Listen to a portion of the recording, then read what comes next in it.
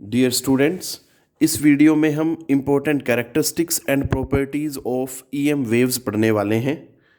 और बेटा आप ज़रा ध्यान से समझें इसको, क्योंकि इसमें से कुछ ऐसी प्रॉपर्टीज़ होंगी जिस पे न्यूमेरिकल भी पूछा जा सकता है। मैं कुछ प्रॉपर्टीज़ का मैथमेटिकल पार्ट भी इसी वीडियो में साथ के साथ कवर करूँगा बेटा, तो आप ध्यान से देखें। स्टार्ट कर रहे हैं बेटा फ्रॉम फर्स्ट कैरेक्टरिस्टिक और property of EM wave. So बेटा जी, फर्स्ट प्रॉपर्टी क्या कहती है, देखो जरा। EM waves are produced by accelerated और ऑसिलेटिंग चार्ज। ये ध्यान देना बेटा, अगर आपको ये मीनिंग क्लियर रहा, ये बात याद रही, तो आपको कोई दिक्कत नहीं आएगी। ठीक है बेटा, क्योंकि हमें पता होता है कि अगर चार्ज मोशन में है इसका मतलब एक्सेलरेटेड चार्ज है वो। ठीक है, तो उसका इलेक्ट्रिक फील्ड भी होगा और वो चेंजिंग इलेक्ट्रिक फील्ड होगा बेटा। ठीक है, चेंजिंग इलेक्ट्रिक फील्ड ही प्रोड्यूस करता है चेंजिंग मैग्नेटिक फील्ड। और ईएम वेव में क्या होता है, इलेक्ट्रिक फील्ड वेक्टर और मैग्नेटिक फील्ड वेक्टर दोनों जो है आपस में इंटरेक्ट करते हैं बेटा, तभी उनकी फॉर्मेशन होती है। तो ये चीज़ ध्यान देनी है बेटा, EM waves are produced by accelerated और ऑसिलेटिंग चार्ज। सेकेंड प्रॉपर्टी की अगर बात करें, EM waves do not require any material medium for their propagation. अब इस प्रॉपर्टी को लेके बच्चा कई बार कंफ्यूज हो जाता है। इसमें लिखा है कि they do not require any material medium for their propagation, मतलब कोई मीडियम नहीं है उनके प्रोपेगेशन के लिए, रिक्वायर्ड नहीं है बेटा। ठीक है, बच्चा समझता है कि जहाँ मीडियम ना हो वहीं चलती हैं, वो वहीं ट्रैवल करती हैं बेटा। ठीक है, बट ऐसा नहीं है, इसको हम गलत समझ लेते हैं। इसका मतलब ये है कि अगर कहीं मीडियम प्रोवाइडेड नहीं भी है तो भी ईएम वेव्स उस मीडियम के थ्रू प्रोपेगेट कर सकती हैं।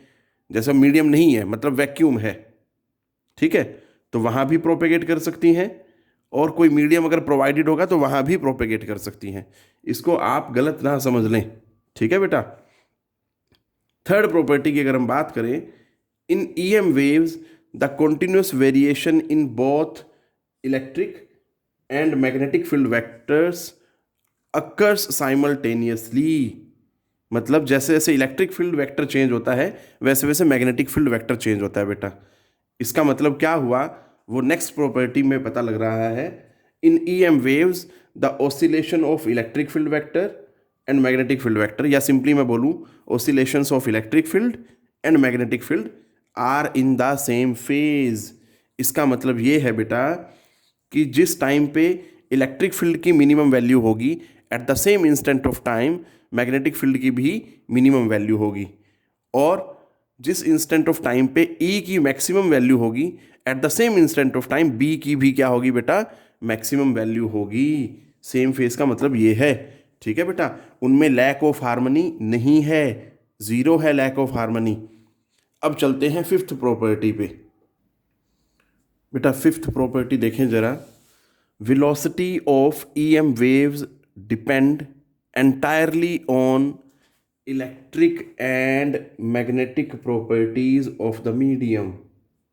याद रखना है बेटा, जो वेलोसिटी है ईएम वेव की वो पूरी तरह से डिपेंड करती है उस पर्टिकुलर मीडियम की इलेक्ट्रिक एंड मैग्नेटिक प्रॉपर्टीज़ पे, जिस मीडियम में ईएम वेव ट्रैवल कर रही है बेटा। ठीक है, प्रोपेगेट कर रही है।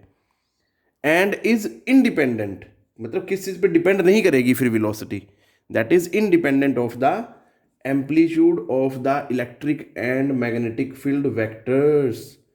बेटा एम्पलीट्यूड क्या होता है, that is the maximum displacement on either side of the main position. तो जो एम्पलीट्यूड है वो डिसाइड नहीं करेगा वेलोसिटी बेटा। बेसिकली वेलोसिटी कौन डिसाइड करेगा, electric and magnetic properties of the medium. ये बात याद रखनी है बेटा। ठीक है, नेक्स्ट प्रॉपर्टी है, electric field vector is responsible for the optical effects. मतलब जितने भी ऑप्टिकल फिनोमिना हैं, लाइट से रिलेटेड एस्पेक्ट्स हैं, वो जो सभी हैं उन सब के लिए रिस्पॉन्सिबल होता है बेटा इलेक्ट्रिक फील्ड वेक्टर। ठीक है बेटा, ईएम वेव जो है उसका जो इलेक्ट्रिक फील्ड वेक्टर है वो रिस्पॉन्सिबल होता है सभी ऑप्टिकल इफेक्ट्स के लिए या ऑप्टिकल फिनोमिना के लिए। इसीलिए उसे हम क्या बोलते हैं, that is also called light vector. Clear है बेटा। नेक्स्ट प्रॉपर्टी है ईएम वेव्स बीइंग अनचार्ज्ड। ध्यान से समझें, ठीक है बेटा।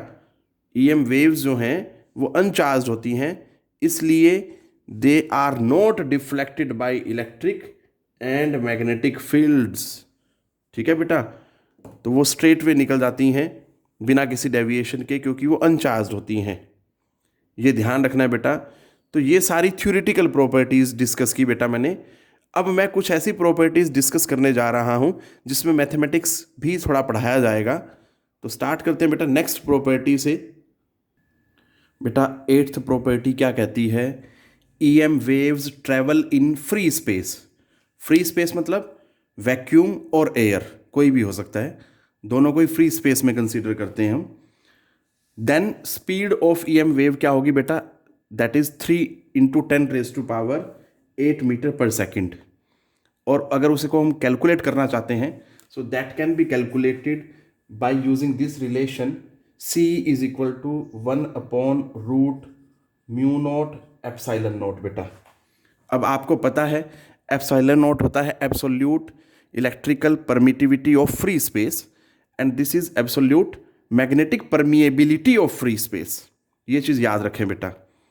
ये फॉर्मूला लगाना है कब, जब हमारे पास फ्री स्पेस हो।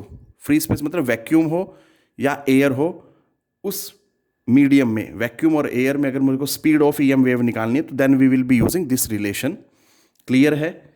But in case of any other medium, जब कोई और मीडियम हो अदर देन एयर और वैक्यूम, तब स्पीड जो है that can be find out by using this relation. मैं उसको C1 लिख रहा हूं, दैट इज 1/√μ∈. क्लियर है। ये चीज़ ध्यान देनी है। ये उस पर्टिकुलर मीडियम के लिए एब्सोल्यूट मैग्नेटिक परमिएबिलिटी, और ये एप्सिलॉन जो है उसी मीडियम के लिए, जिस भी मीडियम में हमें ईएम वेव की स्पीड निकालनी है, एब्सोल्यूट इलेक्ट्रिकल परमिटिविटी है बेटा। अब कई बार क्या होता है, हमें म्यू और एप्सिलॉन की वैल्यू नहीं दी होती, तो हम क्या करते हैं बेटा, इसको अगर मैं नंबर 1 दे दूं, ठीक है, और इसको नंबर 2 दे दूं, जैसे मर्जी दे दें आप, चाहे इसको 1 दे दें, इसको 2 दे दें, कोई इशू नहीं है। ठीक है, आप चेंज करना चाहते हैं तो चेंज कर लें। लीजिए, ये 1 हो गया और ये हो गया 2। क्लियर। तो ऐसी किसी सिचुएशन में कई बार जो है म्यू और एप्सिलॉन नहीं दिया हो तो हम कैसे निकालें, तो फिर बेटा उसमें आपको रिलेटिव इलेक्ट्रिकल परमिटिविटी दी गई होगी और ऐसे ही रिलेटिव मैग्नेटिक परमिएबिलिटी दी गई होगी। कैसे होगा देखो जरा। देखो हमें ये पता होता है μ/μ0 जो होता है दैट इज μr, एंड ε/ε0 जो होता है दैट इज εr। क्लियर है। यहां से क्रॉस मल्टीप्लाई कर लें, म्यू की वैल्यू जो बन जाएगी μ0 × μr, और एप्सिलॉन की जो वैल्यू बन जाएगी ε0 × εr। क्लियर है। इन दोनों वैल्यूज को अगर मैं नंबर दे देता हूँ 3 को अगर मैं 2 में यूज कर लेता हूं तो क्या होता है, यूजिंग 3 × C1 जो हो जाएगा बेटा दैट इज 1/√μ0 μr ε0 εr। अब मैं रूट को अलग अलग कर लेता हूं, μ0 ε0 और यहां पे μr εr बेटा। तो ये जो चीज है ना, देखो ये क्या है, from equation 1 that is C, speed of EM wave in vacuum और एयर, तो दैट इज उसको C लिखते हैं हम। ठीक है, हालांकि हमें वैल्यू पता होती है बट अभी हम सिंबल्स की फॉर्म में लिख रहे हैं बेटा। ठीक है, सो दैट इज C/√μr εr बेटा। इस रिलेशन से we can find out the speed of EM wave in any other medium. ठीक है बेटा, बट ये कब लगाना है, जब आपको μr और εr गिवन हो, और जब आपको डायरेक्ट म्यू और एप्सिलॉन की वैल्यू दी हो तो ये फॉर्मूला लगाना है बेटा। ठीक है।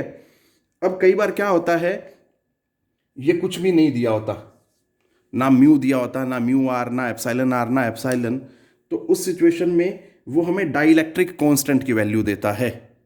तो जब हमें डाइलेक्ट्रिक कांस्टेंट की वैल्यू दी जाए किसी भी मीडियम की, तो क्या फॉर्मूला होता है स्पीड ऑफ ईएम वेव का, वो भी लिख रहा हूँ मैं, देखें ज़रा।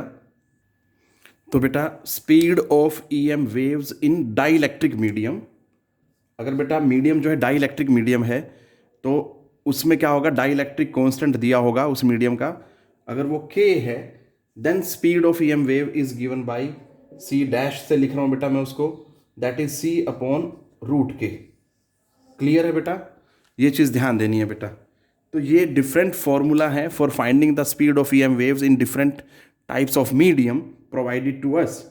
अब चलते हैं बेटा next property, that is ninth property, क्या कहती है देखते हैं बेटा। नाइन्थ प्रॉपर्टी में देखो जरा, कहता है EM waves carry energy which is divided equally between electric and magnetic field vectors.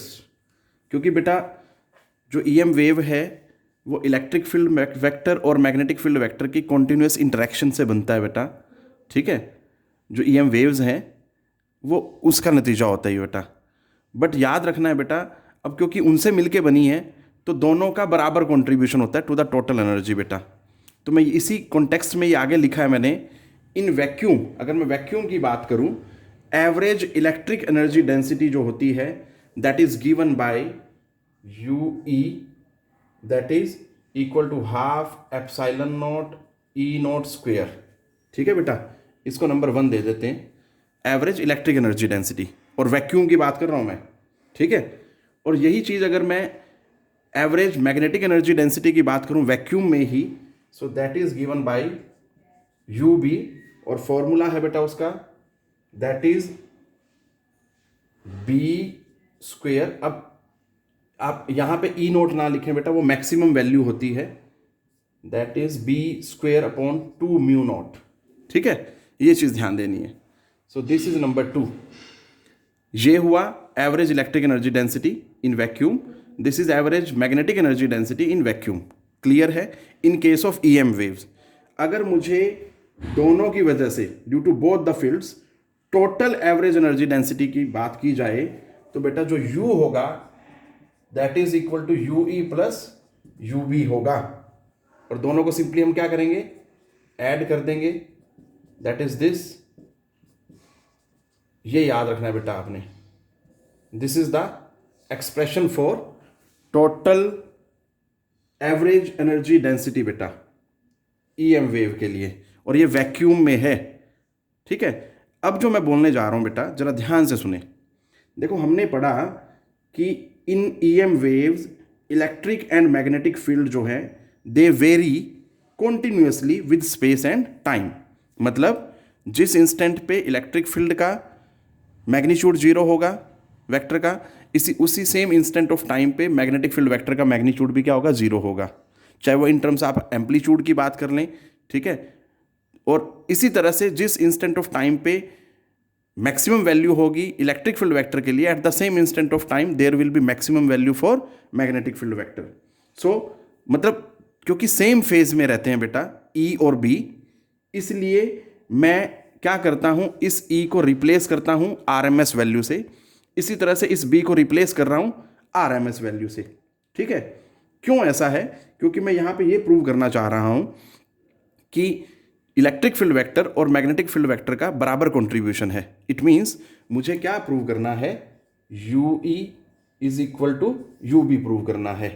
ठीक है बेटा जी, या मैं ये बोलूं मुझे क्या प्रूव करना है, UB is equal to UE prove करना है, दोनों में से कुछ भी। तो मैं क्या करूंगा, किसी एक से स्टार्ट करूंगा और दूसरे पे जाऊंगा बेटा। तो देखते हैं जरा कैसे होता है ये। तो देखें बेटा, हमें पता है UB जो होता है वो क्या होता है, B square upon 2 mu not. Clear है बेटा। बट जैसा मैंने अभी बताया E और B सेम फेज में होते हैं, तो मैंने क्या किया, B को रिप्लेस कर दिया है बेटा RMS वैल्यू से। UB is equal to this one 2 mu not, इसको नंबर 1 दे देते हैं बेटा। ठीक है, अब हमें क्या पता होता है, we know E RMS by B RMS is equal to C। क्लियर है बेटा। अब यहां से क्रॉस मल्टीप्लाई करो और B RMS की वैल्यू निकालें अगर हम, so that is E RMS divided by C बेटा, इसको नंबर 2 ले लो। ठीक है, अब मुझे क्या करना है, ये बी आर एम एस की वैल्यू इसमें रखनी है बेटा। ठीक है, तो क्या हो जाएगा हमारे पास, using 2 in 1 U B is equal to, देखो 1/2 म्यू नोट तो पहले से ही लिख लो, बी आर एम एस का स्क्वायर है और ये simple B R M S है, तो दोनों तरफ क्या हो जाएगा बेटा, स्क्वायर हो जाएगा, ई आर एम एस का स्क्वायर डिवाइडेड बाई सी का स्क्वायर। अब हमें पता होता है, वी ऑल्सो नो, सी क्या होता है बेटा जी, 1/रूट म्यू नोट एप्सिलॉन नोट। ये हमने पढ़ा है, speed of E M wave is in vacuum is given by this relation. तो बेटा अगर सी ये है तो सी स्क्वायर क्या हो जाएगा, क्योंकि यहाँ तो सी स्क्वायर है। ठीक है, इसको नंबर अगर मैं 3 दे दूँ और इसको 4 दे दूँ, तो यूजिंग 4 in 3 यू बी क्या हो जाएगा बेटा, that is 1/2 mu not E R M S का स्क्वायर, ये सी स्क्वायर यहाँ है तो ये जो वैल्यू रखूंगा तो ये न्यूमरेटर में चली जाएगी बेटा, म्यू नोट एप्सिलॉन नोट बेटा, तो म्यू नोट से म्यू नोट कैंसिल हो गया। सो यू बी से स्टार्ट किया था आपने और आपके पास क्या आ गया बेटा, epsilon not E R M S, और ये क्या है बेटा, दिस इज यू ई। तो हमने क्या किया, अल्टीमेटली यू बी से शुरू किया और यू ई तक पहुंच गए बेटा, जो प्रूव कर रहा है कि इलेक्ट्रिक फील्ड वेक्टर और मैग्नेटिक फील्ड वेक्टर का बराबर कंट्रीब्यूशन है to the total energy of the EM wave. Clear है बेटा। अब हम चलते हैं 10th property of EM wave पे। Intensity of EM waves at a point is defined as the energy crossing per second per unit area normally around that point during the propagation of EM waves। बेटा ये simply intensity की definition लिखी हुई है और हमें पता होता है that is the energy crossing per second per unit area normally around that point होता है बेटा। ठीक है, और अगर इसको मैं मैथमेटिकली लिखूं, सो इंटेंसिटी जो है दैट इज एनर्जी पर सेकेंड बेटा, और पर यूनिट एरिया है तो बेटा एरिया इंटू टी जो आएगा टाइम फॉर सेकेंड के लिए आएगा बेटा ये। ठीक है, तो अगर मैं इसको सिंप्लीफाई कर दूं तो that can be written as this, average energy into C speed of light या स्पीड ऑफ ईएम वेव। ठीक है बेटा, ये चीज़ याद रखनी है। अब बेसिक फॉर्मूला जो इंटेंसिटी का आया वो या तो ये है या ये है, बट जरूरी तो नहीं बेटा कि जो हमें एवरेज एनर्जी दी जाए कि वो सीधा सीधा वैल्यू दी जाए। हो सकता है न्यूमेरिकल में वो in terms of electric field data points दे दे, तो मैं इंटेंसिटी कैसे निकालूंगा। तो बेटा यही मैंने लिखा है, इन terms of maximum electric field intensity कैसे निकालेंगे। तो उसके लिए मुझे ये पता होना चाहिए कि बेटा जी यू एवरेज जो है इन terms of maximum electric field बताना है ना, तो उसके लिए यू एवरेज की जो वैल्यू है वो क्या होगी, that will be taken as 1/2 epsilon not E not square. Maximum बोला है, मैक्सिमम मतलब ई नोट। याद करें ई नोट क्या होता है, मैक्सिमम वैल्यू होती है जिसको हम एम्पलीट्यूड बोलते हैं बेटा। ठीक है, तो ये चीज़ याद रखनी है। अगर मैं इस वैल्यू को यूजिंग 2 in 1 तो क्या हो जाएगा, using 2 in 1 what we will get, हमें मिल जाएगा बेटा intensity is equal to 1/2 epsilon not E not square into C. So this is another formula for intensity. ठीक है बेटा, इसी तरह से अगर मुझे in terms of maximum magnetic field की टर्म्स में इंटेंसिटी निकालनी हो तो कैसे निकालेंगे, देखें ज़रा। तो बेटा देखें ज़रा, उस कंडीशन में अगर मैं मैक्सिमम मैग्नेटिक फील्ड की टर्म्स में इंटेंसिटी निकालूंगा तो यू एवरेज की जो वैल्यू होगी that is B not square upon 2 mu not. याद रखें, दोबारा फिर मैं बता रहा हूँ, यहाँ पे बी नॉट क्यों लिया, क्योंकि मैक्सिमम मैग्नेटिक फील्ड की बात कर रहा है वो। ठीक है, और बी नॉट जो होता है, जो एम्पलीट्यूड ऑफ मैग्नेटिक फील्ड है, that is the maximum value. ठीक है बेटा, तो इसको नंबर दे देता हूँ मैं 4, क्योंकि मैं 3 तक ऑलरेडी बता चुका हूँ। अब यूजिंग 4 in 1,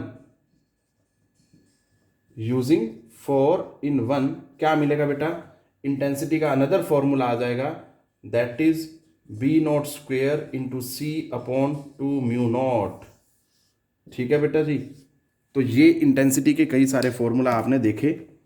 इस तरह से हमें बेटा जो है ये वेरियस प्रॉपर्टीज़ ध्यान से पढ़नी है, क्योंकि हो सकता है आपसे कोई ना कोई न्यूमेरिकल पूछ ले इन्हीं प्रॉपर्टीज़ पे बेस्ड, तो आपको ध्यान से पढ़नी है बेटा। So that is all which I wanted to discuss in this video बेटा। टेक केयर, पढ़ते रहें।